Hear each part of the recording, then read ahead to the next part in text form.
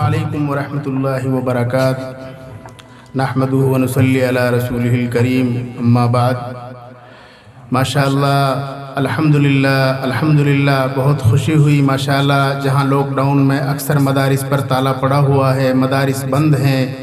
یہاں وہاں سب جگہ، لیکن الحمدللہ ہمارے بڑے،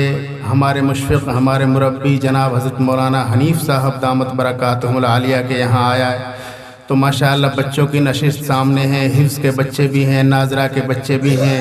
تو ماشاءاللہ بڑی خوشی ہوئی۔ اللہ تبارک و تعالیٰ سے دعا ہے کہ اللہ تبارک و تعالیٰ تمام مدارس کو آباد فرمائیں، تمام مساجد کو، تمام دینی درسگاہوں کو، دینی خانقاہوں کو، دینی جماعتوں کو، مرکز کو اللہ پاک سب کو جو ہے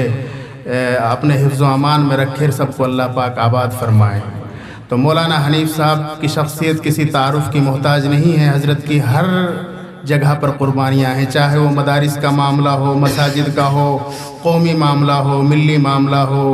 مسلمانوں کی زمینوں کا معاملہ ہو، کیسے بھی معاملات ہو، مولانا حنیف صاحب الحمدللہ بڑھ چڑھ کر آگے رہتے ہیں، اور تھوڑا بہت ان کے پیچھے ہمیں بھی کام کرنے کا موقع مل جاتا ہے، یہ ان کی خوش نصیبی ہے کہ وہ ہمیں اپنے ساتھ جوڑ لیتے ہیں۔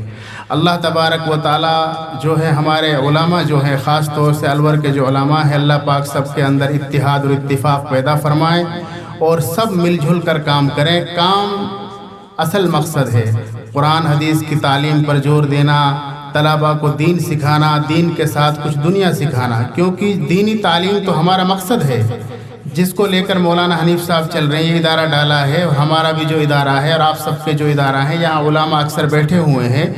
دینی تعلیم ہمارا مقصد ہے، اور دنیاوی جو تعلیم ہے، جیسا بھی مولانا یونس صاحب نے فرمایا، وہ ہماری ضرورت ہے۔ تو دنیا میں جب ہم زندگی گزاریں گے، معاشرے میں زندگی گزاریں گے، تو ہمیں کام بھی کرنا پڑے گا، ہم سفر اسفار بھی کریں گے۔ آج کل جو ہے ٹیکنالوجی بہت ہائی فائی ہے، تو اس کے لیے ہمیں کمپیوٹر کا جاننا بھی ضروری ہے۔ تو یہ ساری چیزوں کے لیے جو ہے ہمیں دنیاوی تعلیم کی بھی ضرورت ہے دین کے ساتھ ساتھ۔ تو اللہ تعالیٰ ایسے ادارے قائم کرنے کی ہمیں توفیق دے کہ ہم ایسے ادارے بھی قائم کریں جو دین کے ساتھ ساتھ ہم دنیا کو بھی ساتھ لے کر چلیں، اور اللہ پاک جو ہے ہمیں جو ہے آنے کو قبول فرمائے۔ مولانا حنیف صاحب نے بڑی شفقت سے، بڑی محبت سے، بڑے پیار سے ہمیں یہاں بلایا، ہم ان کا خیر مقدم کرتے ہیں، آنے والے مہمانوں کا بھی خیر مقدم کرتے ہیں، اور جو مہمان آئے ہیں انشاءاللہ ہم انہیں سنیں گے، اور آپ سب سنیں، اور پھر دعا کے بعد انشاءاللہ